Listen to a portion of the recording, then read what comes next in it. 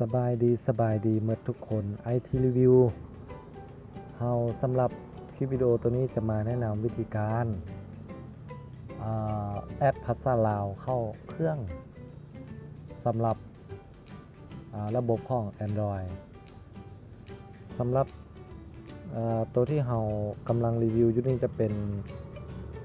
ของ Samsung Galaxy S6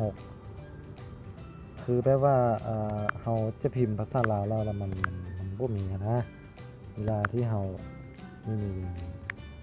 มันจะมีแต่ภาษาอังกฤษกับภาษาไทย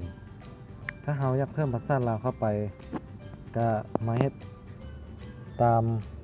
เฮาได้เลยก่อนอื่นก็ให้เฮาเข้าไปที่ตั้งค่าก่อนกดเข้าไปเลยจากนั้นให้เฮาเลือกคำว่าเลือกไปบ่อนที่ว่าการจัดการทั่วไปให้เฮาสังเกตเอาบางโทรศัพท์บางหน่วยมันก็จะบ่อยู่บ่อนเดียวกันบางทีมันก็จะอยู่เทิง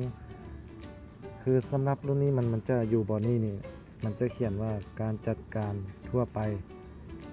ให้เฮาเข้าไปมันจะมีให้เฮาเลือกบ่อนว่าภาษาและการใส่ข้อมูลนี่ก็ให้เฮากดเข้าไปอีกจากนั้นให้เฮาเข้าไปบ่อนคำว่าแป้นพิมพ์เสมือนจังหวะแม่นบ่อนกดเข้าไปนี่จากนั้นให้เราเข้าไปบ่อนที่ว่าแป้นพิมพ์ Samsung กดเข้าไปแล้วให้เข้าไปบ่อนภาษาและประเภทนี้อีกจากนั้นเข้าไปบ่อนจัดการภาษาที่บ่อนข้อมูลกดเข้าไป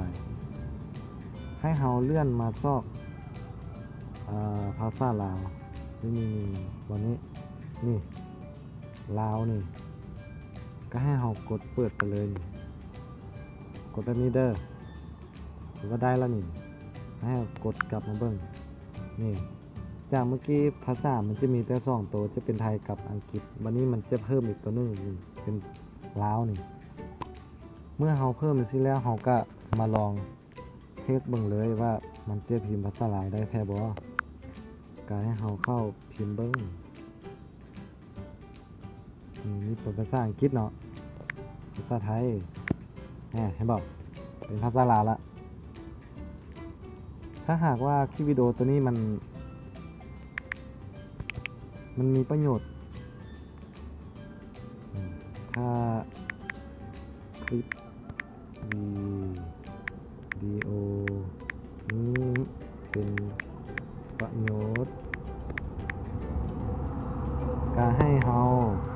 กดไลค์กดแชร์และอย่าลืมกดติดตามช่องของเฮาเด้อเพื่อให้เป็นกำลังใจ